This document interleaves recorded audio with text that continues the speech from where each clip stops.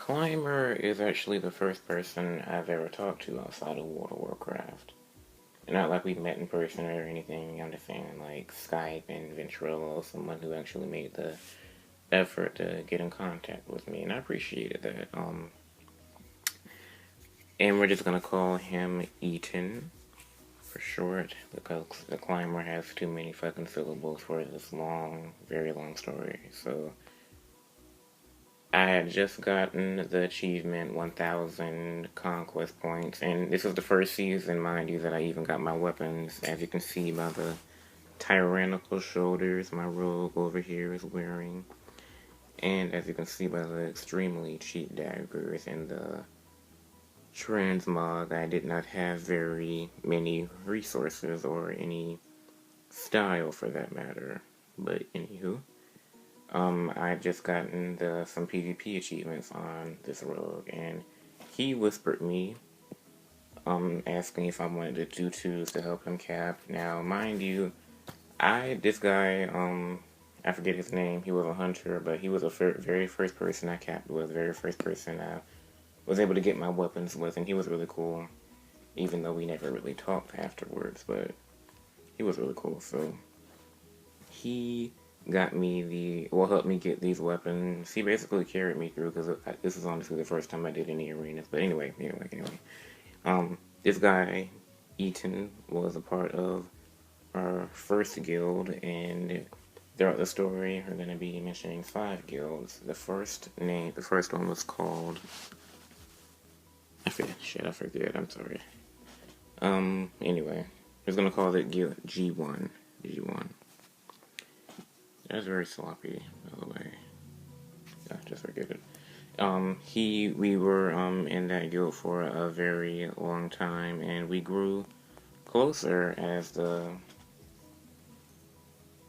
time went by, I guess, is the best way. I'm not a very good storyteller, so, we talked in Vent for the first time. We were doing the guild challenges. What is it called? The Proving Grounds, not the Proving Grounds, the peak rated battlegrounds. And that was honestly the first time we talked in Vent. That's the first time I talked in Vent to anyone ever. So it's like these little snippets. Like you always remember your first. Like the first person you talked in, as far as I was concerned, I'm sorry, you always remember your first.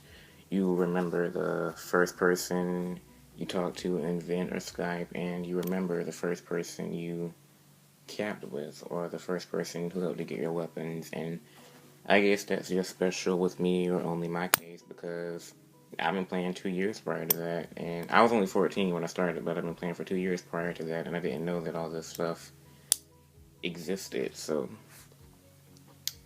Eaton was very, very nice, but as time went on, I noticed that he was a climber. We made our own guild, separate. We abandoned the guild we met in. Our guild master was not a coma, but she was in the hospital, and she really didn't have anything to offer us. She was sitting on 60,000 gold in the guild bank, and no one had repairs. So it was time to go. At least that's what we both thought. Well, it was his idea, so I guess that's what he thought. But we made our very first guild, my very first guild, and we named it we named it U.S. Border Patrol. What a cheesy name, now that I think about it, but it was so cool at the time. I loved it. And it was his idea for the name, by the way, too. It was very cool, but his friend joined, named Chase. He is one of the fools, and, well, one of the fools we mentioned at the start of the video. So we were all in this guild, and it was honestly the first time I was happy in World of Warcraft for a long time. I felt excitement, I didn't care how far our guild got. At the end of the day, we only made it to level 8 before he decided to join another guild. Well, we both decided to join the same guild. But it was good. I didn't care how far we got, and it was just the fact that we owned the shit. Like, we were calling shots, and it was all but 12 people in there. And it was it was fun. But me and his friend actually got into a fight later on that year because of a stupid duel, and I won. Well, no, wait, no. We were dueling out in front of Goldshire, me and his friend. His friend is a healer, by the way, and our new guild, he was like typing in our new guild chat, I'm whipping Van's ass right now, and I didn't mind it because you know the person he is, and I've learned to take jokes over the years, but he just like kept spamming the shit, and I just like asked him, how are you whipping my ass when all you're doing is healing? If anything, I'm helping you out by like showing you how to fight a rogue, even though priests can beat rogues easily. It doesn't take that much brain power. But we were like just arguing back and forth in guild chat. This guy is an asshole, by the way. His friend, sorry, one second, let me point to him.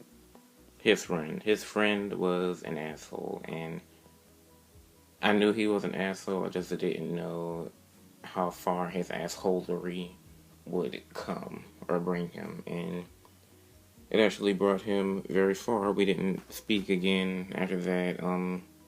Oh, and by the way, I was asking him like a bunch of times. I was actually whispering with him, "Could you please stop? We're like taking this too far." So, like, just to end the conversation, he had been crying about his girl, like whispering me drunk, instead of Eaton. Chase was whispering me drunk instead of Eaton whenever he logged on, talking about his girlfriend, how drunk he was, white girl racist, whatever the fuck that is. He kept saying it over and over, so I just said, you know what, I don't think it's cool that you're whispering me like this when you're literally bitching about how your girlfriend broke up with you and all this other stuff. So that night, I called Eaton when he logged on, and we discussed it. He was telling me about basically how much of an asshole Chase is, but he was explaining it in a way like, that's just Chase.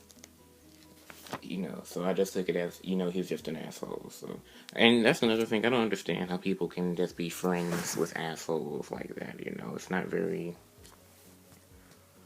It doesn't seem fun to me, but I guess being homeschooled for 7 years does something to you. I don't see the point in trolling. I don't see the point in trying to hurt someone's feelings, and I don't see the point in trying to break someone down, basically. But he chopped it up as that's just being Chase, and he knew how I felt about it. But by the way, Chase is his real life friend. By the way, forgot to mention that. But we still talked after that. Me and Ethan did, not that asshole Chase. Me and Ethan talked, and we were like very cool after that. And then he introduced me to another friend named Jay, and he was British. No, he wasn't British. He was Australian. No, he was British. He was British. So I honestly had more fun with Jay than I ever did with Ethan. He was just like so freaking cool, and I'm a sucker for accents, and that was the first accent I've ever heard. Well, first person I spoke to that ever had an accent. I was saying that isn't Southern. It's stupid, but he was like really cool. He got me my daggers. Daggers, 1 second. I'm actually trying to post a picture right now. It's like the daggers you get from Oldwar. We got it like on the first boss, and felt like so freaking special just to have these. He actually, right here it is. And he actually was able to run me through it on a tank druid, and I thought that was very cool. I mean, he also got me this other transmog. Everybody knows the Bloodfang transmog. If you played a rogue for 1 season or just for a month, you would know the transmog I'm talking about, but I'm going to pull it up anyway. Bloodfang, here it is. Tacky shirt, I might add, right here. he got me this transmog for everything except for the legs. So basically just the chest and the foot. But I was so happy to have it, and I was like really, really grateful for it. Nobody else, well, nobody I knew how to get it, so I was happy. But I honestly even forget how we fell out, how we our first argument. But I do remember how we fell out. I was on my rogue and he was on his tank druid. We were outside, like somewhere on a cliff, like literally outside of Storm 1 dueling, and I beat him. I beat him on literally all his characters, even his epic geared one with the fucking legendary cloak, Red Paladin. I beat him on that, and his like saving grace, his excuse was, I'm in PvP gear. We're in the same fucking party. You don't get any battle fatigue. You have a million health. And our first duel on the Druid lasted for about 2 hours. I'm not even gonna lie. 2 hours. That is long. And I was an assassination rogue on top of everything.